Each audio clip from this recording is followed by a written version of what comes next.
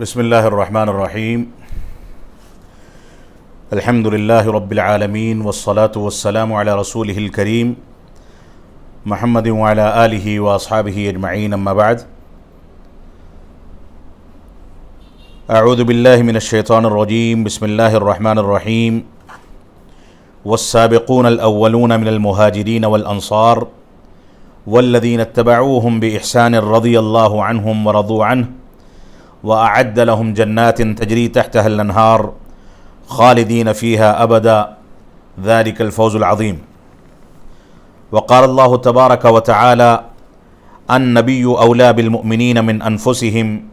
وأزواجه أمهاتهم. محترم سامعین کرام، اعلان کے مطابق ہمارے اصحاب الیمین کے احباب کی جانب سے یہ لائیو پروگرام آج منعقد کیا جا رہا ہے۔ اللہ رب العالمین ہمارے لیے اس پروگرام کو بابرکت بنائے اور اصحاب الیمین کے ہمارے احباب کو اس کے ذریعے سے دین کی طرف رجوع کرنے اور اس کے انعقاد کو، ان کے لیے صدقہ جاریہ کو یقینی بنانے کو اللہ رب العالمین یقینی بنائے۔ جیسا کہ واضح ہے کہ موضوع رکھا گیا ہے صحابہ کرام اور امہات المؤمنین سے متعلق اہل سنت والجماعت کا موقف۔ موضوعات ابتدا میں بہت سارے آئے، لیکن ذی الحجہ کا مہینہ ختم ہونے کے قریب ہے اور بہت تیزی کے ساتھ وقت گزر رہا ہے۔ محرم الحرام کا ہم استقبال کرنے جا رہے ہیں، اور بدقسمتی ایسی ہے کہ محرم الحرام کی ابتدا کے ساتھ ہی صحابہ کرام کے بارے میں تبرہ بازی، ان کی توہین و تنقیص اور غلط انداز کی روایتوں کی بنیاد پر صحابہ کرام پر لعن طعن اور نہ جانے کون کون سے جرائم مسلمان یا مسلمانوں کی جانب منسوب بعض طبقے شروع کر دیتے ہیں۔ اور بدقسمتی یہ ہے کہ اب بہت سارے اہل سنت والجماعت میں شامل مسلمان،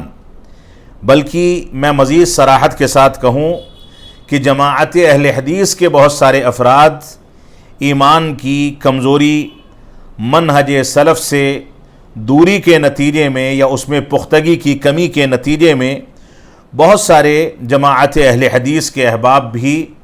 صحابہ کرام کی تنقیص یا ان کی توہین کرنے والوں کے ساتھ نظر آتے ہیں، ان کی حوصلہ افزائی کرتے ہیں، ان کے ساتھ چلتے ہیں،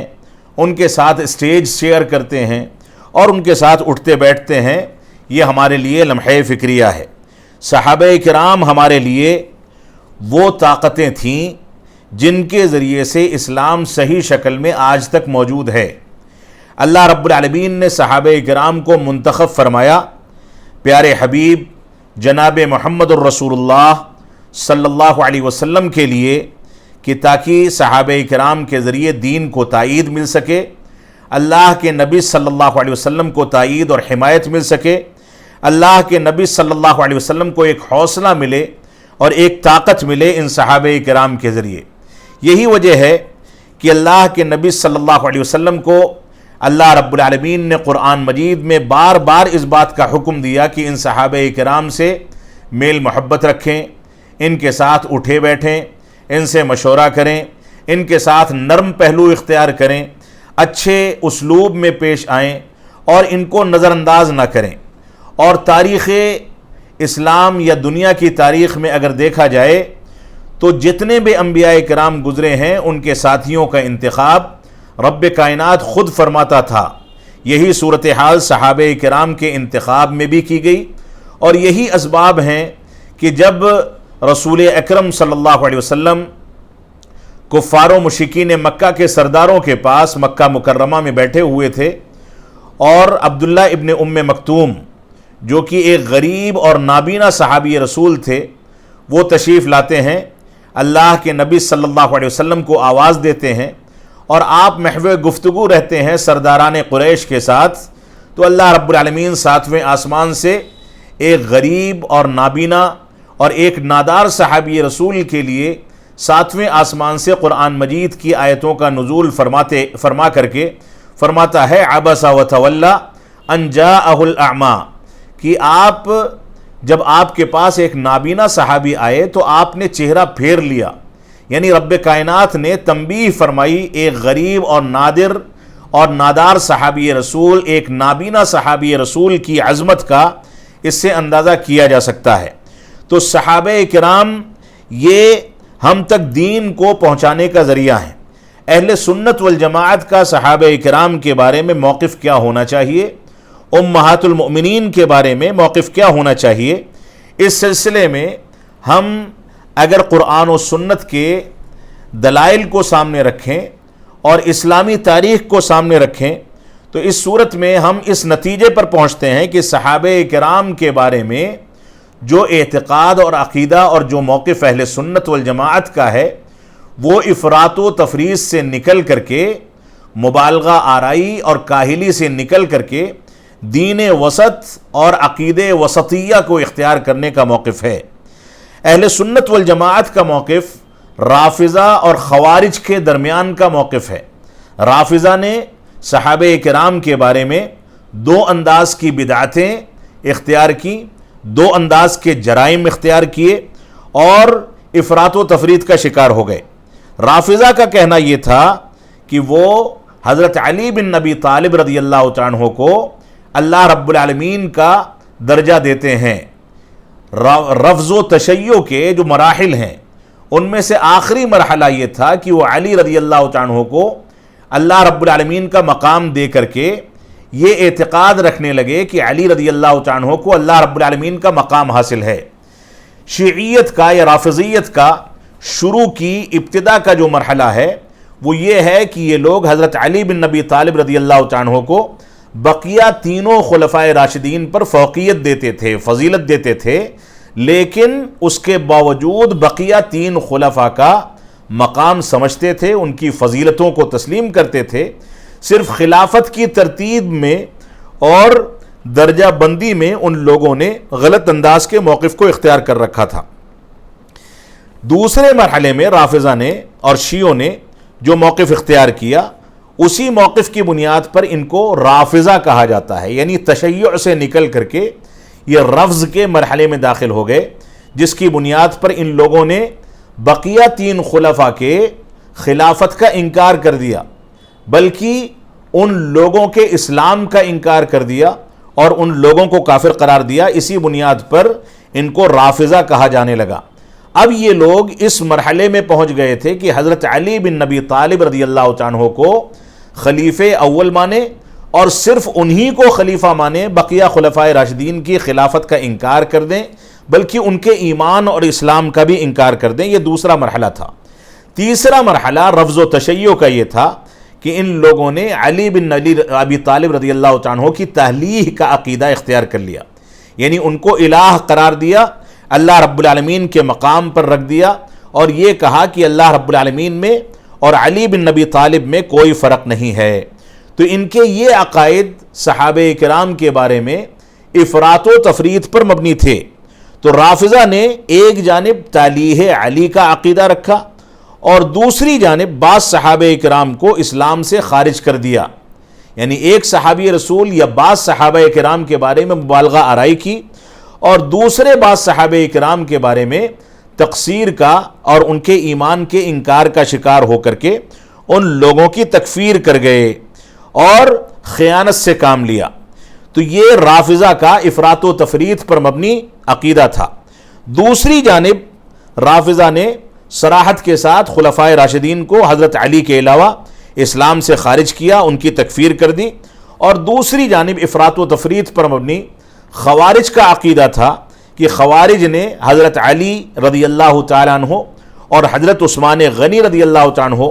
اور جو لوگ ان کے ساتھ جو صحابہ کرام تھے ان سب کی تکفیر کر ڈالی۔ یہ خوارج کا عقیدہ تھا۔ ان لوگوں نے بالخصوص حضرت علی اور حضرت عثمان غنی رضی اللہ تعالیٰ عنہما کے پیروکاروں اور ان دونوں خلفائے راشدین کا انکار کیا اور ان کی تکفیر کر دی۔ ان دونوں عقائد کے درمیان اہل سنت والجماعت کا عقیدہ یہ تھا کہ چاروں خلفائے راشدین کی خلافت اپنی جگہ پر مسلم ہے، اور جس ترتیب پر وہ لوگ خلیفہ بنائے گئے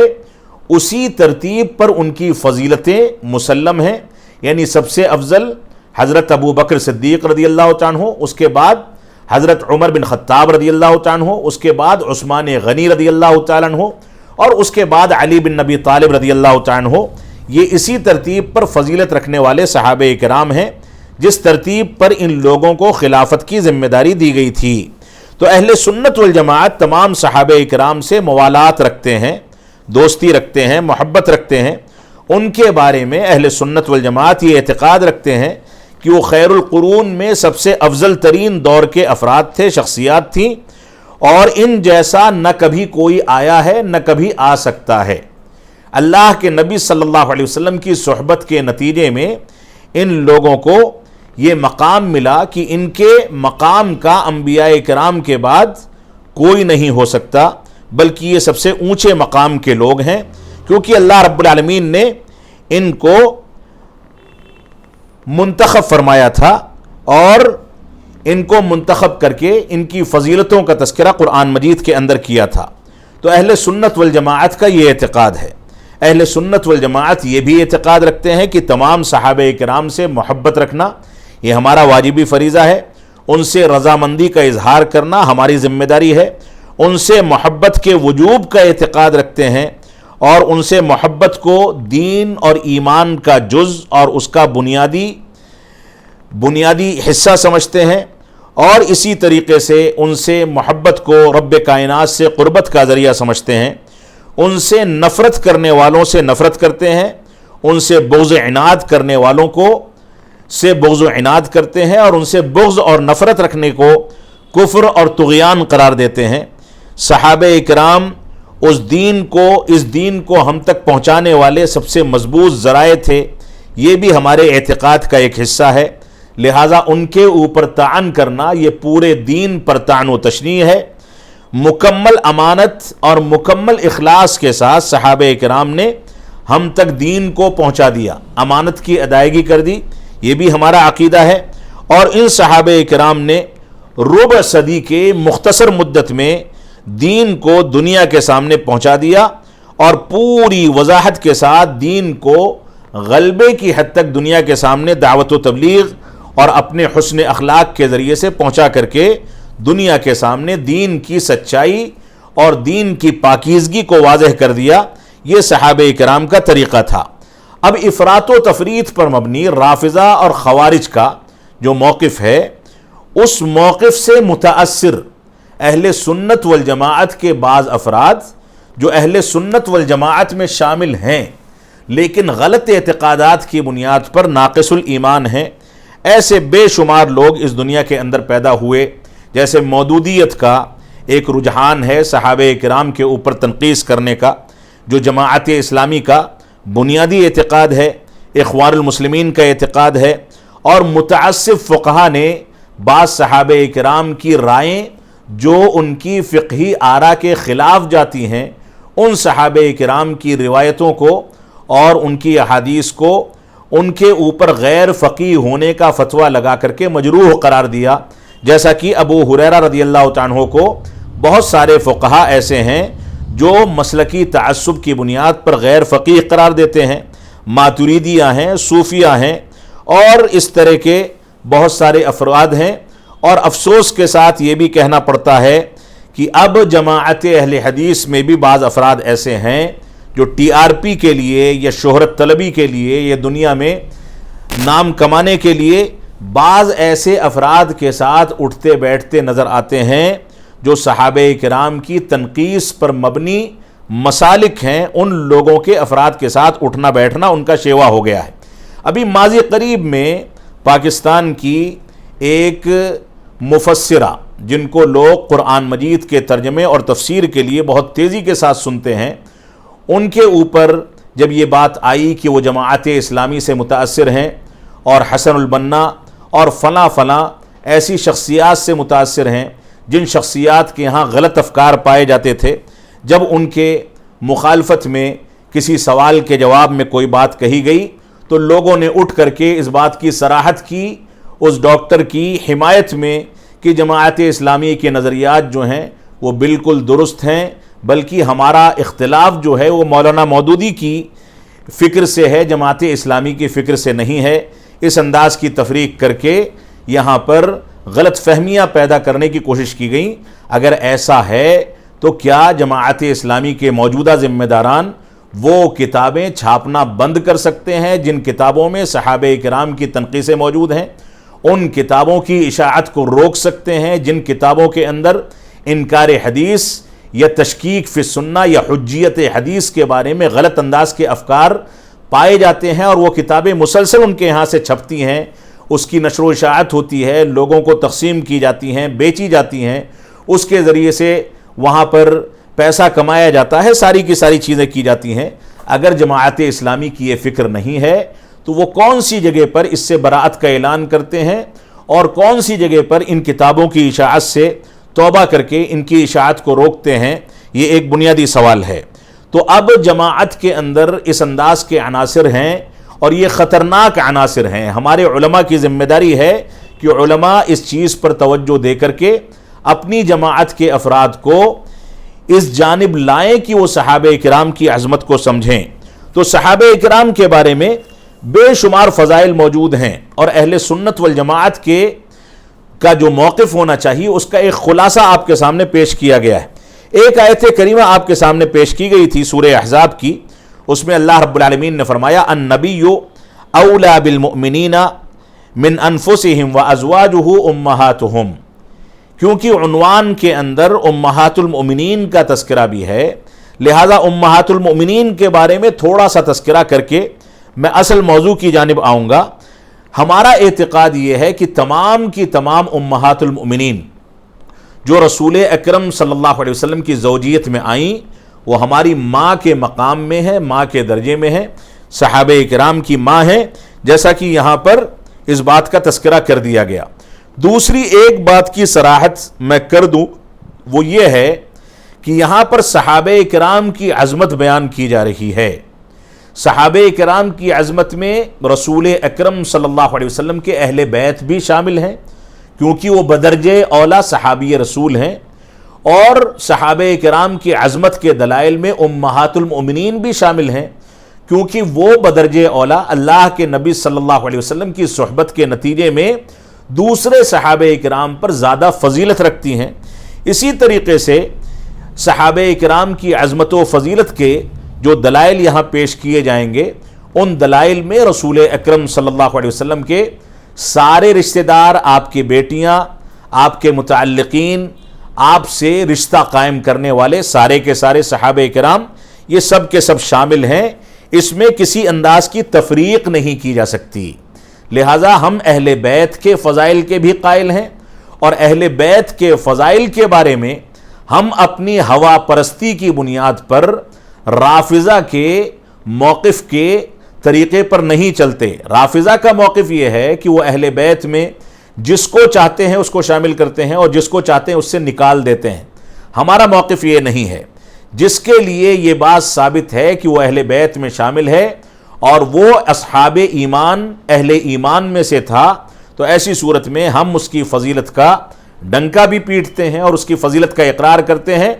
اور اگر بشری تقاضے سے کوئی اجتہادی غلطی ان سے ہو گئی ہے تو اس پر خاموشی اختیار کرنے کو اپنا عقیدہ تسلیم کرتے ہیں۔ لہذا اہل بیت رسول اکرم صلی اللہ علیہ وسلم کی بیویوں، آپ کی بیٹیوں، آپ کے خاندان کے افراد یا آپ کے ساتھیوں یعنی صحابہ کرام کے درمیان ان فضیلت کی بنیاد پر، ان آیات اور احادیث کی بنیاد پر سب کو اس فضیلت میں شامل کیا جائے گا، اگرچہ میں تھوڑا سا تذکرہ اہل بیت کا بھی کروں گا۔ اس سلسلے میں جو آیت کریمہ میں نے شروع میں تلاوت کی ہے، اس میں رب کائنات نے سورہ توبہ میں ارشاد فرمایا والسابقون الاولون من المہاجرین والانصار والذین اتبعوهم بإحسان رضی اللہ عنہم ورضوا عنہ وأعد لهم جنات تجری تحتها الانہار خالدین فیہا ابدا ذلک الفوز العظیم۔ اللہ رب العالمین نے فرمایا اور جو مہاجرین اور انصار اور سابق اور مقدم ہیں اور جتنے لوگ اخلاص کے ساتھ ان کے پیروکار ہیں، ان سب سے اللہ رب العالمین راضی ہوا، اور وہ لوگ اللہ رب العالمین سے راضی ہوئے، ان لوگوں کے لیے اللہ رب العالمین نے نہریں تیار کر رکھی ہیں، ایسے باغات تیار کیے ہیں جس کے نیچے نہریں بہہ رہی ہیں، یہ اس میں ہمیشہ ہمیش رہیں گے، اور یہ بہت بڑی کامیابی ہے۔ اس آیت کریمہ میں سارے کے سارے صحابہ کرام تقریباً شامل ہو گئے ہیں۔ ایسے ہی ہماری یہ ذمہ داری ہے کہ ہم اس بات کا اعتقاد رکھیں کہ اللہ کے نبی صلی اللہ علیہ وسلم کے ساتھ رہ کر کے صحابہ کرام، چاہے وہ صحابی رسول اکرم صلی اللہ علیہ وسلم سے ملاقات کا شرف حاصل نہ کر سکا ہو، بلکہ صرف حجۃ الوداع میں آپ کا خطاب ایمان کی حالت میں دور سے سن لیا ہو، وہ صحابی رسول بھی رسول اکرم صلی اللہ علیہ وسلم کی چھوٹی موٹی صحبت یا تھوڑی دیر کی صحبت کے نتیجے میں آج کے دور کے تمام فقہا، تمام محدثین، تمام اولیاء، اور اسی طریقے سے اس دور میں تابعین، کبار تابعین ہوں یا صغار تابعین ہوں، تبع تابعین، بعد کے محدثین، ان سب سے زیادہ درجہ اور فضیلت رکھتا ہے۔ لہذا صحابیت کا شرف یہ انبیاء کرام کے بعد سب سے اونچی فضیلت رکھنے والا شرف ہے، جس کے بارے میں ہمیں اللہ رب العالمین نے قرآن مجید میں واضح کر کے فرما دیا، فَإِنْ آمَنُوا بِمِثْلِ مَا آمَنْتُمْ بِهِ فَقَدْ اهْتَدَوْا، اگر تم اس طریقے سے ایمان لاتے ہو جیسے صحابہ کرام ایمان لائے تو تم ہدایت یافتہ ہو جاؤ گے، ہدایت کے راستے کو پالو گے۔ سورہ بقرہ میں اللہ رب العالمین نے ارشاد فرمایا۔ تو یہ صحابیت کا شرف جو ہے یہ اللہ کے نبی صلی اللہ علیہ وسلم کی صحبت کے نتیجے میں ہے۔ صحابہ کرام رسول اکرم صلی اللہ علیہ وسلم کی وفات کے بعد پورے شد و مد کے ساتھ مشرق و مغرب میں پھیل گئے، اور ایمان کی دعوت و تبلیغ، اسلام کی تعلیمات کی دعوت و تبلیغ کو ہر جگہ ان لوگوں نے پھیلا دیا، قرآن مجید کو مصحف کی شکل میں جمع کیا، اللہ کے نبی صلی اللہ علیہ وسلم کے فرمودات، آپ کے فتاوے، آپ کے اقوال، آپ کے احکام و مسائل کو دنیا کے سامنے پوری امانت داری اور پورے اخلاص کے ساتھ پیش کیا۔ لہذا ہماری ذمہ داری ہے کہ ہم صحابہ کرام کے بارے میں یہ مقام سمجھیں اور ان کی فضیلت کو سمجھیں۔ صحابہ کرام کے اوپر تنقید کرنا یا طعن کرنا، ہمارا اعتقاد یہ ہے کہ یہ پورے دین اور پورے اسلام پر طعن ہے۔ صحابہ کرام کے ذریعے سے دین ہم تک پہنچا، لہذا صحابہ کرام کے اوپر کوئی تنقیص کا دعویٰ کرے یا کوئی تردید ان کی کرے یا ان کے بارے میں کوئی شبہات پیدا کرے، یہ سارے کے ساری چیزیں مکمل دین پر تنقیص و تنقید ہے، دین پر طعن و تشنیع ہے، اس کو قطعاً برداشت نہیں کیا جا سکتا۔ رسول اکرم صلی اللہ علیہ وسلم نے اسی وجہ سے گواہی دے دی، فرما دیا خیر الناس قرنی ثم الذین یلونہم ثم الذین یلونہم۔ صحیح بخاری کی روایت ہے کہ سب سے بہتر میرے زمانے کے لوگ ہیں، یعنی صحابہ کرام، اور اس کے بعد میرے بعد آنے والے زمانے کے لوگ یعنی صحابہ اور تابعین کا زمانہ، پھر اس کے بعد تابعین کا زمانہ۔ یہ خیر القرون کے اولین اصحاب تھے جن کو ہم صحابہ کرام کے نام سے جانتے ہیں۔ ہمارا ایک اعتقاد، اہل سنت والجماعت کا ایک اعتقاد یہ ہے کہ صحابہ کرام کا مقام کا اقرار کرنا اور ان سے محبت کو واضح کرنا یہ ہمارے اوپر واجب اور ضروری ہے۔ یعنی صحابہ کرام کے مقام کا اقرار اور ان سے محبت کا وجوب یہ ہمارے عقیدے کا بنیادی حصہ ہے۔ اس سلسلے میں ہمیں اللہ رب العالمین نے قرآن مجید میں بہت ساری جگہوں پر اس کی وضاحت کرتے ہوئے ارشاد فرمایا۔ اللہ رب العالمین کا فرمان ہے لَقَدْ رَضِيَ اللَّهُ عَنِ الْمُؤْمِنِينَ إِذْ يُبَايِعُونَكَ تَحْتَ الشَّجَرَةِ فَعَلِمَ مَا فِي قُلُوبِهِمْ فَأَنزَلَ السَّكِينَةَ عَلَيْهِمْ وَأَثَابَهُمْ فَتْحًا قَرِيبًا۔ سورۃ الفتح کے اندر اللہ رب العالمین نے ارشاد فرمایا کہ ہم ان مومنوں سے راضی ہو گئے جن لوگوں نے اللہ کے نبی صلی اللہ علیہ وسلم سے درخت کے نیچے بیعت کی، اور اللہ رب العالمین آگے گواہی دے رہا ہے فَعَلِمَ مَا فِي قُلُوبِهِمْ، اللہ رب العالمین جان گیا کہ ان کے دلوں میں کیا ہے، ان کی دلوں کی پاکیزگی سے رب کائنات واقف ہو گیا۔ فَأَنزَلَ السَّكِينَةَ عَلَيْهِمْ، لہذا اللہ رب العالمین نے نبی اکرم صلی اللہ علیہ وسلم کی صحبت اور ان کے ایمان اور ان کے دل کی پاکیزگی اور ان کے دل کے اخلاص کے نتیجے میں ان کے اوپر سکونت نازل فرمائی، اور ان کو عن قریب فتح کی خوشخبری سنائی۔ اللہ رب العالمین نے سورہ فاتحہ میں ارشاد فرمایا اہدنا الصراط المستقیم صراط الذین انعمت علیہم۔ ہم ہر وقت کی نمازوں میں، نفلی نمازیں ہوں، فرض ہوں، واجبات ہوں، تنہا پڑھ رہے ہوں، جماعت سے پڑھ رہے ہوں، سری نماز ہو، جہری نماز ہو، ہر رکعت میں سورہ فاتحہ کی تلاوت کرتے ہیں اور بار بار اس آیت کریمہ کو دہراتے ہیں صراط الذین انعمت علیہم۔ اے اللہ رب العالمین ہمیں ان کا راستہ دکھا جن کے اوپر تیرے انعامات ہوئے۔ یہ انعامات کے حصول کے سب سے زیادہ مستحق صحابہ کرام تھے، کیونکہ اولین مخاطب ہیں وہ اس آیت کریمہ کے۔ اللہ رب العالمین نے سورہ توبہ میں ایک جگہ پر ارشاد فرمایا والمؤمنون والمؤمنات بعضهم اولیاء بعض۔ یہ مومن مرد اور مومنہ عورتیں یہ ایک دوسرے کے اولیاء اور دوست ہیں، دین کے معاملات میں ایک دوسرے کا تعاون کرنے والے ہیں۔ اس آیت کریمہ میں بھی اولین مخاطب صحابہ کرام ہیں، کیونکہ وہ سب سے زیادہ کامل مومن تھے۔ اور اللہ رب العالمین نے سورۃ الفتح میں دوسری جگہ پر ارشاد فرمایا محمد الرسول اللہ والذین معہ اشداء علی الکفار رحماء بینہم تراہم رکعا سجدا یبتغون فضلا من اللہ ورضوانا سیماہم فی وجوہہم من اثر السجود۔ اللہ رب العالمین نے فرمایا محمد صلی اللہ علیہ وسلم اللہ رب العالمین کے رسول ہیں، اور جو آپ کے ساتھ ہیں وہ کفار کے لیے شدید، آپس میں رحم دل اور رکوع اور سجدہ کرنے والے ہیں، اللہ رب العالمین کے فضل و کرم کو تلاش کرنے والے ہیں۔ ان کی علامت یہ ہے کہ ان کی پیشانیوں پر سجدے کے نشان ہوتے ہیں۔ ان کی یہ مثالیں تورات و انجیل میں بھی ذکر کی گئیں، جیسے ایک کوپل ہوتی ہے، ایک بیج اگایا جاتا ہے، اس سے چھوٹی سی کوپل نکلتی ہے اور دیکھتے دیکھتے وہ تناور درخت بن جاتا ہے۔ ایسے صحابہ کرام آئے، ایمان قبول کیا، کفر و شرک کو چھوڑا، اللہ کے نبی صلی اللہ علیہ وسلم کی آزمائش اور ساری تکلیفوں کے باوجود ایمان کا اعلان کیا، اور دھیرے دھیرے تناور درخت بن گئے، اتنے مضبوط ہو گئے کہ کسان کو تعجب ہونے لگا، کفار چڑھنے لگے، ان کو تکلیف محسوس ہونے لگی۔ اور اس کے بعد اللہ رب العالمین نے آگے اسی آیت کریمہ کے اخیر میں فرمایا وعد اللہ الذین آمنوا وعملوا الصالحات منہم مغفرۃ واجرا عظیما۔ اللہ رب العالمین نے ایمان لانے والوں کو اور اعمال صالحہ کو انجام دینے والوں کو اس بات کا وعدہ فرمایا ہے کہ ان کے لیے مغفرت ہے اور اجر عظیم ہے۔ ظاہر سی بات ہے یہ وعدہ صحابہ کرام اس کے سب سے زیادہ مستحق تھے، اور صحابہ کرام کے طریقے پر چلنے والے بھی اس کے مستحق ہیں۔ اللہ رب العالمین نے رسول اکرم صلی اللہ علیہ وسلم کو اس بات کا حکم دیا کہ صحابہ کرام سے مشورہ کریں۔ وَشَاوِرْهُمْ فِي الْأَمْرِ آل عمران کی آیت کریمہ ہے کہ ان سے آپ اپنے مسائل میں مشورہ کیا کریں۔ اللہ رب العالمین نے یہ بھی حکم دیا کہ وَاخْفِضْ جَنَاحَكَ لِمَنِ اتَّبَعَكَ مِنَ الْمُؤْمِنِينَ، مومنوں سے جو لوگ، مومنوں میں سے جو لوگ آپ کی پیروی کرتے ہیں، آپ ان کے لیے اپنے پہلو کو نرم رکھیں اور ان کی باتوں کو سنیں۔ اللہ رب العالمین نے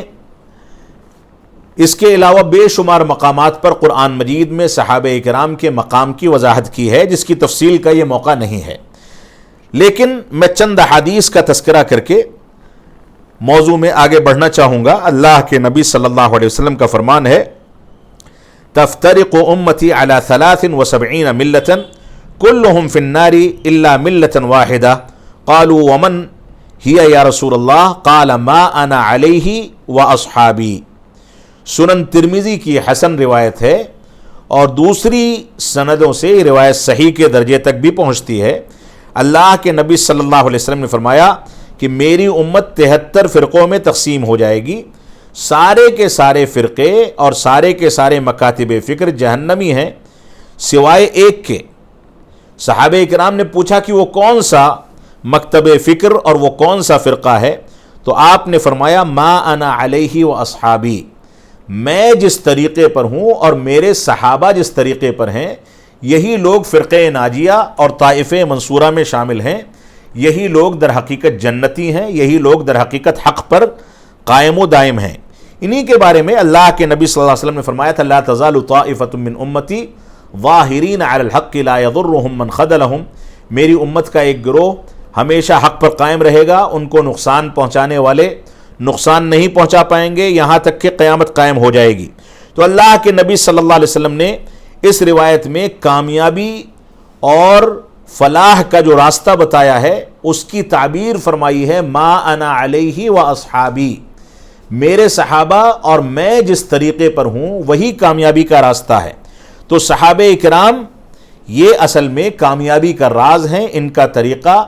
جنت میں لے جانے کا طریقہ ہے، لہٰذا اسی پر چل کر کے انسان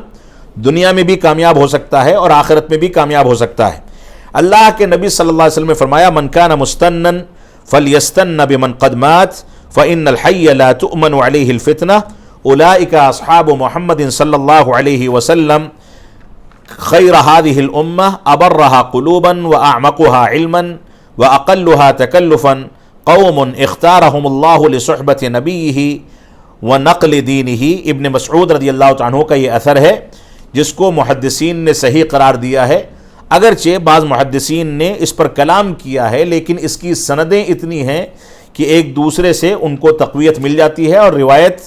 کم از کم حسن یا صحیح کے درجے میں پہنچ جاتی ہے۔ اللہ کے نبی صلی اللہ علیہ وسلم کے حضرت عبداللہ بن مسعود رضی اللہ عنہ نے اس اثر کو نقل کرتے ہوئے فرمایا جس کو اسوہ اور نمونہ پکڑنا ہے وہ ان لوگوں سے پکڑے جو وفات پا چکے ہیں، کیونکہ زندہ شخص یہ فتنوں سے محفوظ نہیں ہوتا۔ اولئک اصحاب محمد صلی اللہ علیہ وسلم، جو لوگ فوت ہو چکے ہیں ان میں سب سے زیادہ کامیاب اسوہ اور نمونہ صحابہ کرام کا تھا، جن کو اللہ رب العالمین نے اس امت کا بہترین امتی بنایا تھا۔ ابرہا قلوباً، ان کو سب سے زیادہ صاف ستھرا دل دیا گیا، سب سے زیادہ گہرا علم دیا گیا، سب سے کم تکلف کرنے والے، پھٹے پرانے کپڑے پہننے والے یہی لوگ تھے۔ اللہ رب العالمین نے ان کو منتخب فرمایا تھا، ان کا اختیار کیا تھا اپنے نبی کی صحبت کے لیے اور اپنے دین کو نقل کرنے کے لیے۔ یہ صحابہ کرام ہیں۔ اور ابو ہریرہ رضی اللہ عنہ فرماتے ہیں کہ میں نے 70 سے زیادہ صحابہ کرام کو دیکھا صفہ پر، لقد رأیت 70 من اصحاب الصفۃ ما منهم رجل علیہ رداء اما بردہ واما کساء قد ربطوا في اعناقهم فمنها ما يبلغ نصف الساقين ومنها ما يبلغ الكعبين فيجمعه بيده كراهية ان ترى عورته۔ صحیح بخاری کی روایت ہے، ابو ہریرہ رضی اللہ عنہ فرماتے ہیں میں نے صفہ کے چبوترے پر 70 سے زیادہ ایسے صحابہ کرام کو پایا جن میں ایسے افراد تھے جن کے پاس چادر تھی تو تہبند نہیں تھا، اور تہبند تھا تو چادر نہیں تھی، ایک ہی چادر تھی، وہ اپنی گردنوں سے اپنی پنڈلی تک کے حصے کو اسی چادر سے سمیٹ لیا کرتے تھے، چھپا لیا کرتے تھے، اور وہ چادر کبھی پنڈلی تک پہنچتی تھی اور کبھی ٹخنے تک پہنچتی تھی، اور اس ڈر سے کہ شرمگاہ ظاہر نہ ہو جائے، بے پردگی نہ ہو جائے، وہ اس کو سمیٹ کر کے رکھا کرتے تھے۔ تو صحابہ اکرام کی مفلسی، صحابہ اکرام کی غربت، صحابہ اکرام کا تواضع اور صحابہ اکرام کا اس غربت کے باوجود دین کے لیے جم کر کے کام کرنا اور جذبات کے ساتھ دین کی دعوت و تبلیغ کرنے کا اندازہ اس ایک روایت سے کیا جا سکتا ہے۔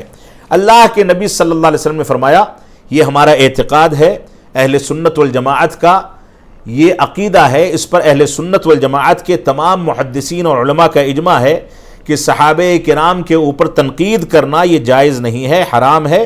اللہ کے نبی صلی اللہ علیہ وسلم کا فرمان ہے لا تسبوا اصحابی فلو ان احدکم انفق مثل احد ذهبا ما بلغ مد احدهم ولا نصیفہ۔ صحیح بخاری کی روایت ہے کہ اے لوگو میرے ساتھیوں کو یعنی صحابہ کرام کو گالیاں مت دیا کرو، برا بھلا مت کہا کرو، ان کی تنقیص یا ان کے اوپر تنقید مت کیا کرو۔ اگر تم میں سے کوئی شخص احد پہاڑی کے برابر سونا خرچہ کر دے تو میرے صحابی رسول کے ایک مد یا آدھے مد صدقے کے برابر بھی نہیں پہنچ سکتا۔ اور یہ صحابہ کرام تھے جن کا اختیار اللہ رب العالمین نے فرمایا تھا۔ اللہ کے نبی صلی اللہ علیہ وسلم کا فرمان ہے، فرماتے ہیں امالی المطلقہ کی روایت ہے، ابن حجر عسقلانی رحمۃ اللہ علیہ نے اس کو ذکر کیا ہے، کہتے ہیں ان اللہ اختارنی واختار لی اصحابا وجعل لی منہم وزراء وأنصارا وأصحارا فمن سبهم فعليه لعنة الله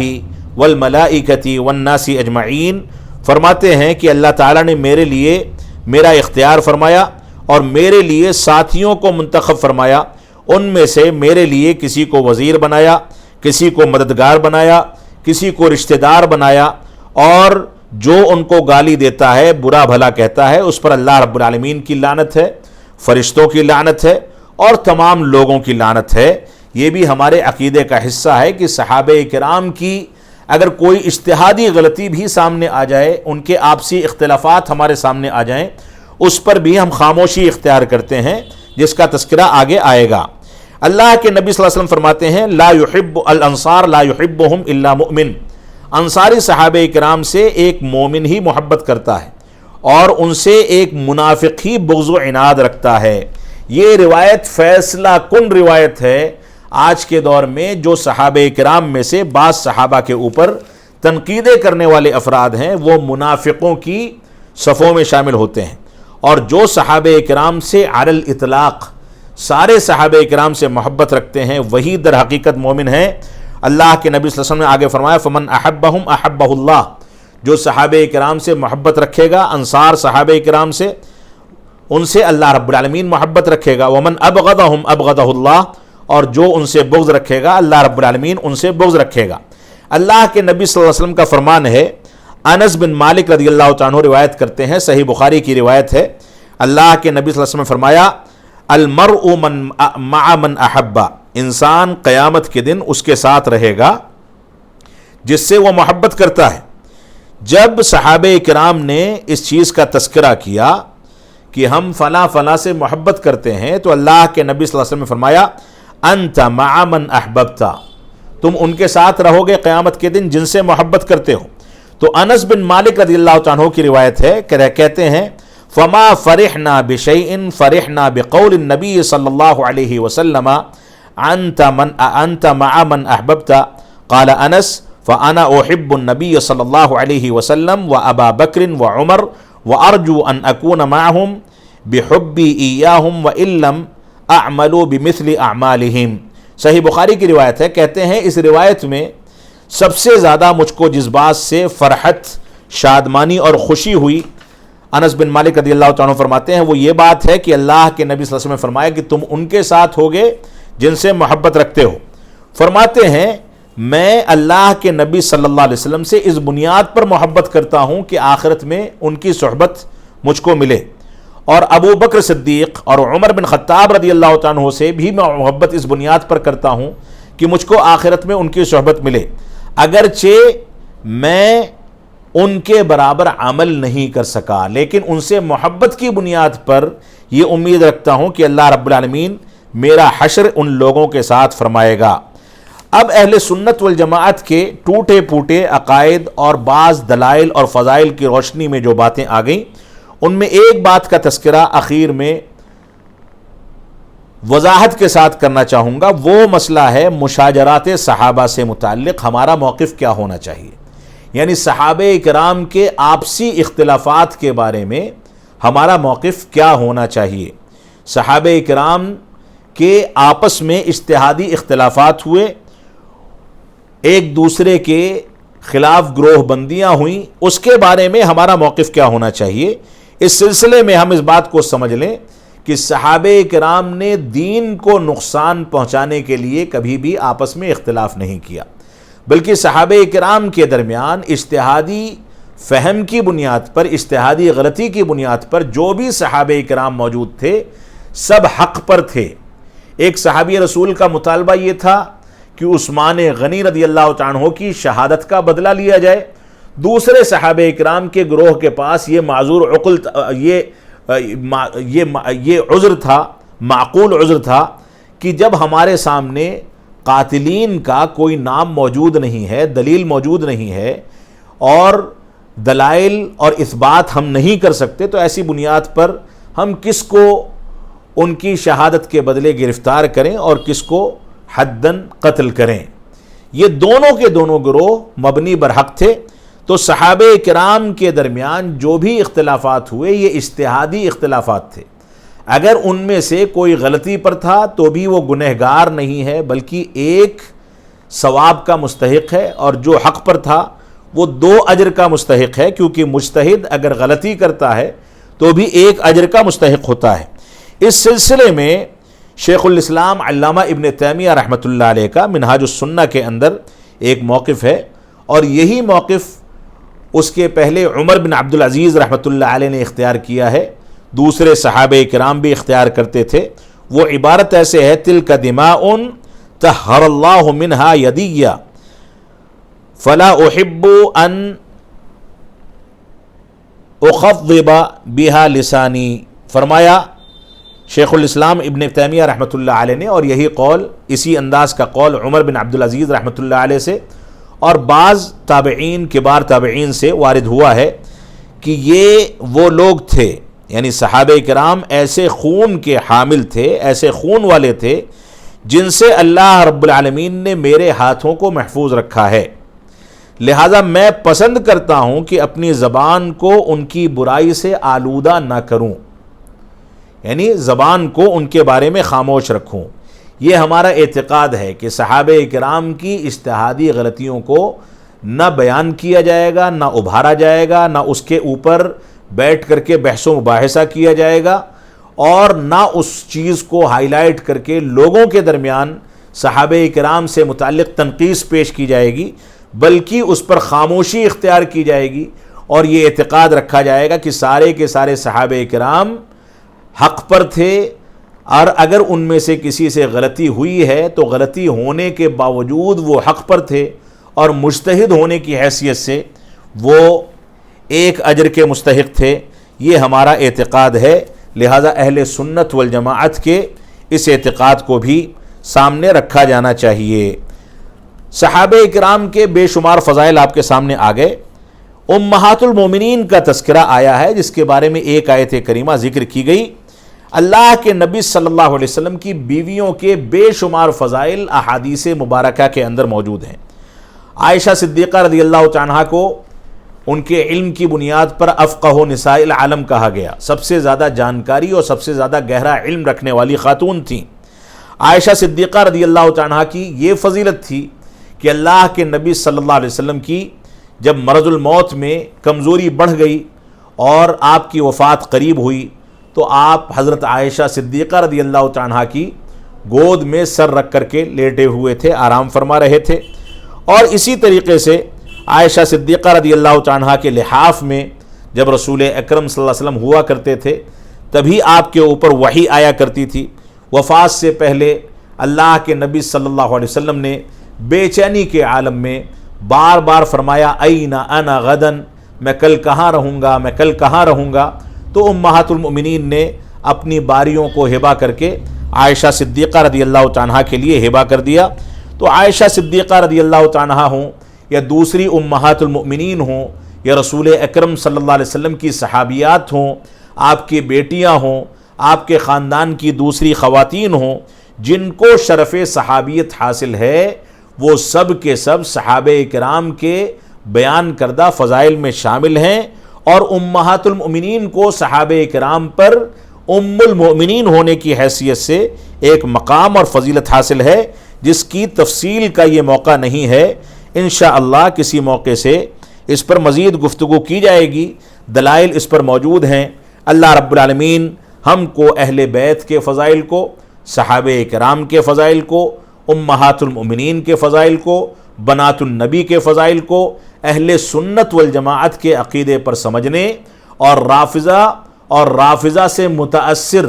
وہ افکار جو ہمارے معاشرے میں تیزی کے ساتھ پنپتے چلے جا رہے ہیں، ان افکار سے براءت کا اعلان کر کے ان سے دوری اختیار کرنے کی توفیق عطا فرمائے۔ اللہ رب العالمین ہم کو اس بات کی توفیق عطا فرمائے